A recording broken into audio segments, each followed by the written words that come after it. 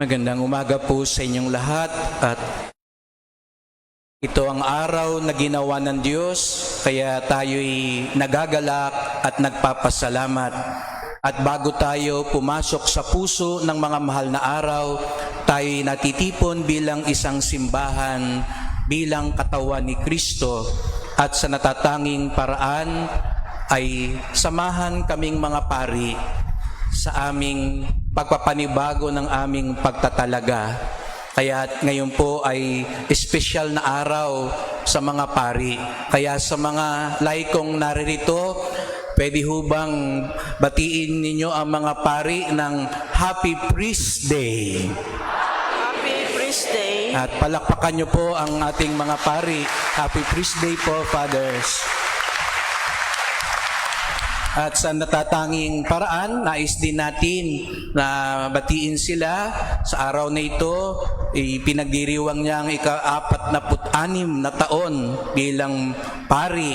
At sa bukas at sa makalawa ay ipagdiriwang din nila. Lahat sila ay 46 years sa priesthood. Hindi na tayo makapag-antay sa golden, kaya ngayon pa lang gusto natin silang samahan sa pagpapasalamat sa Diyos. Kaya sa araw na ito, pinabati natin si Father Maximo Butch Umanya, bukas Father Robert Obed Edward Florido, at sa makalawa naman, Father Josue Doni Enero.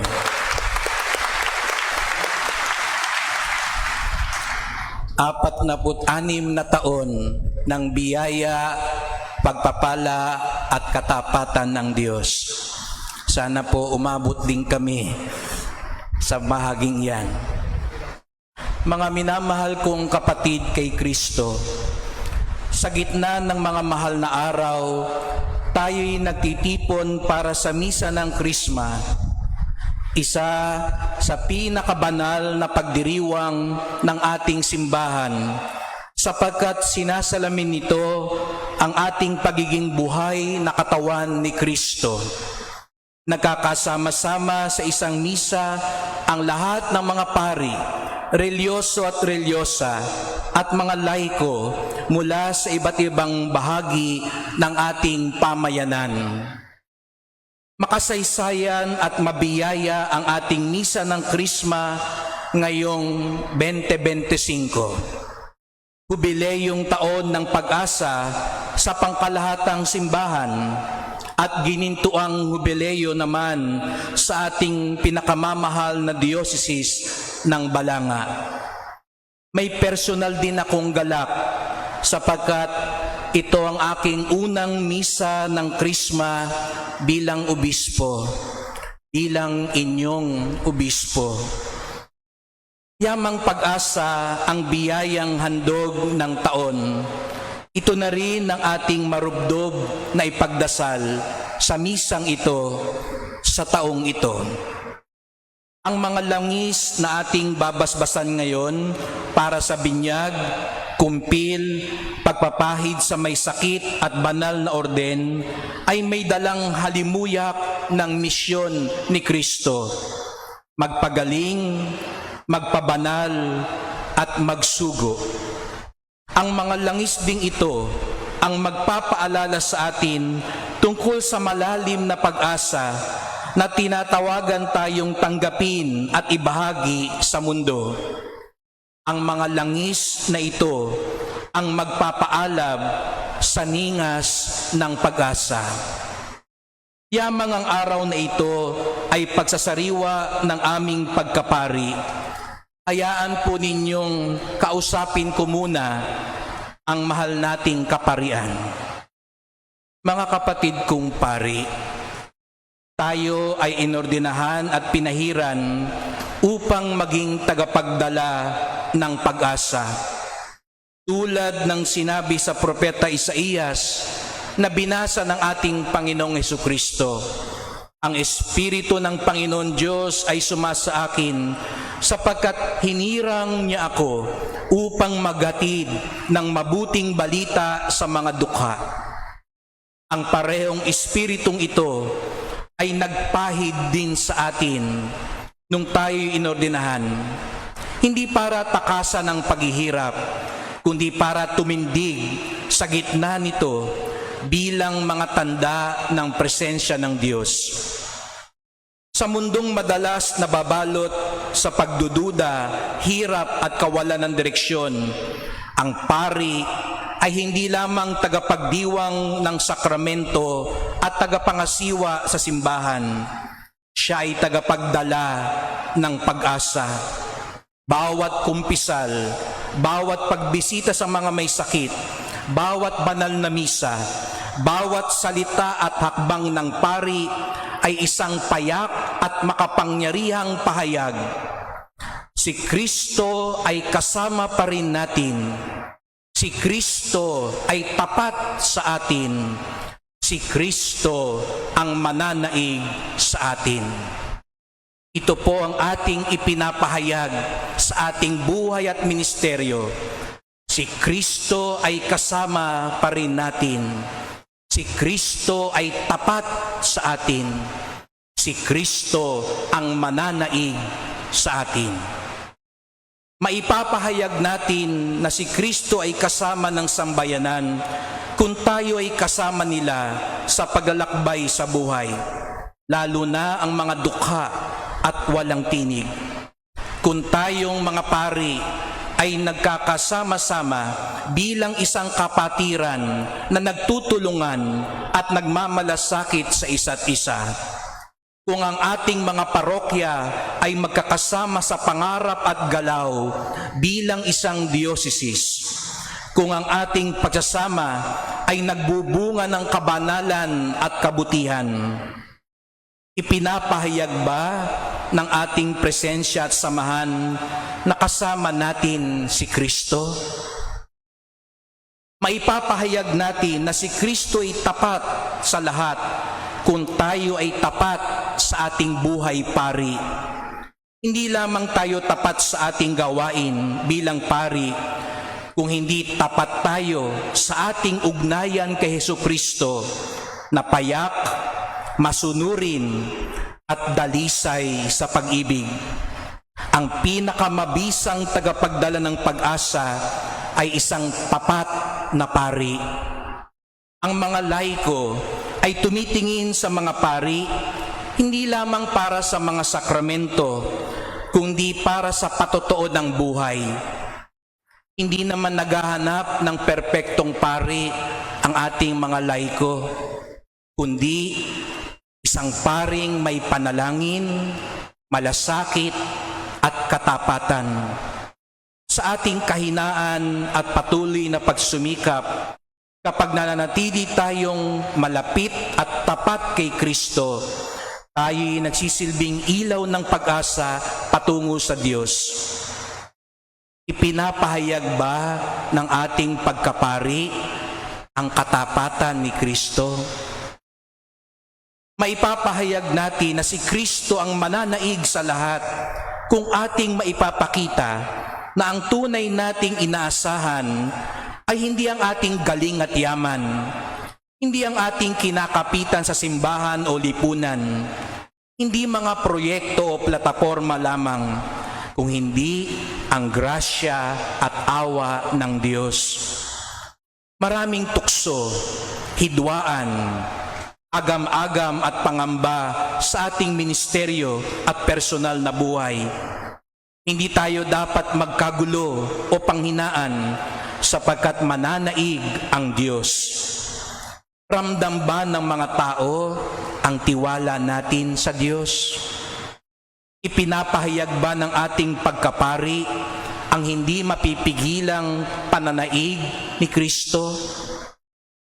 Si Kristo ay kasama natin. Si Kristo ay tapat sa atin. Si Kristo ang mananaig anuman ang mangyari.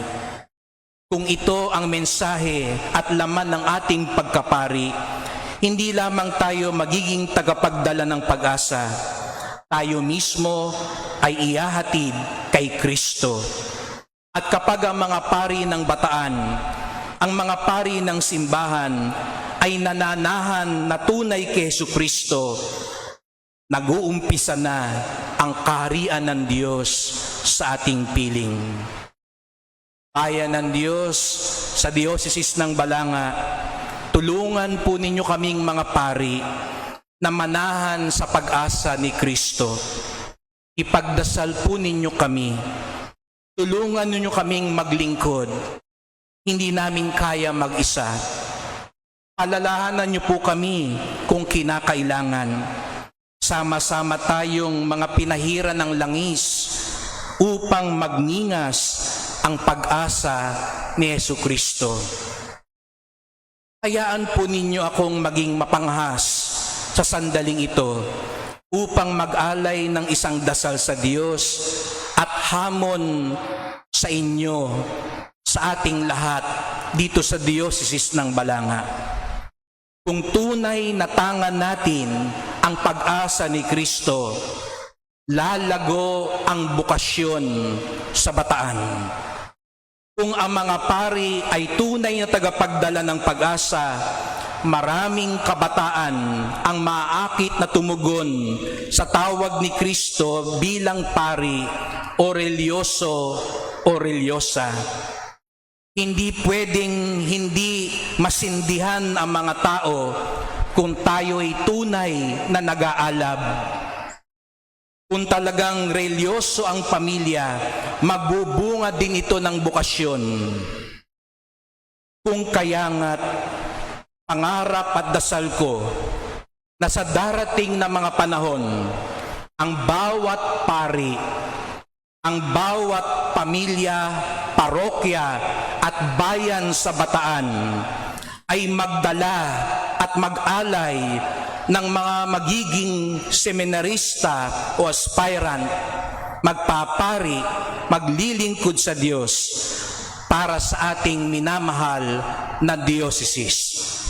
Ito ang aking dasal sa aking unang misa ng Krisma, sa aking unang mga mahal na araw bilang obispo. Lumago ang bukasyon dito sa Bataan. Kung tunay na tangan natin ang pag-asa ni Kristo, dadami ang mga aktibong laikong leader, lingkod ng ating diocese, lalo na mula sa mga kabataan. Hindi lamang dadami ang magsisimba, magpuprosesyon at magsiserve sa misa. Ang simbahang tigib sa pag-asa ay may mga laikong kayang mangaral at magturo, tumutulong sa misyon ng diocese, nagpapatibay ng mga munting pamayanan at mas aktibo na nakikilahok sa pagpapanibago ng lipunan. If our priests, families, parishes, schools, and communities, if our diocese is truly receptive to the hope of Jesus Christ, there will be more vocations to the priesthood, more empowered lay leaders, more active youth servants in the church, more agents of renewal in society. Dear brother priests, let us be bearers of hope that is truly contagious, like the joy of the gospel and the light of faith. A hope that does not disappoint people, a hope that produces vocations, a hope that will steer our diocese to a fruitful and grace-filled future. And that hope can only come from Jesus Christ, to whom we renew our fidelity, our yes today. Maraming salamat mga kapatid kong pari sa inyong masipag at marubdob na paglilingkod. Kapatid ko po ang inyong kapaguran. Kulang na kulang tayo sa diocese at kailangan ninyong pasanin ang madami at mabigat na krus. Sa totoo lang po, naawa po talaga ako sa inyo dahil alam ko, nag-iisa lang karamihan sa inyo. Mabuti po, meron tayong mga kapatid na seryoso na tumutulong din sa atin. Marami tayong hamon na haharapin. Hindi tayo nawawala ng pag-asa sapagkat nandito ang mga laiko at religyoso na kalakbay natin. na nandito rin ngayon para sabihin sa ating mga pari, hindi tayo nag-iisa. Narito sila, magdarasal, tutulong, at sana po simula ngayon maghahanap kayo ng bukasyon para sa ating diocese. Kaya sa puntong ito, mga kapatid kong pari, pwede bang palakpakan naman natin ang mga laikong tumutulong sa atin, sa ating mga parokya. Salamat po mga laikong lingkod sa parokya. Pinagpala ang Bataan dahil marami ang mapagmahal sa Diyos at simbahan sa mga tao. Mapalad ang diocese sapagkat hitik sa kagandahang loob, paggalang at pagmamalasakit ang mga Bataenyo.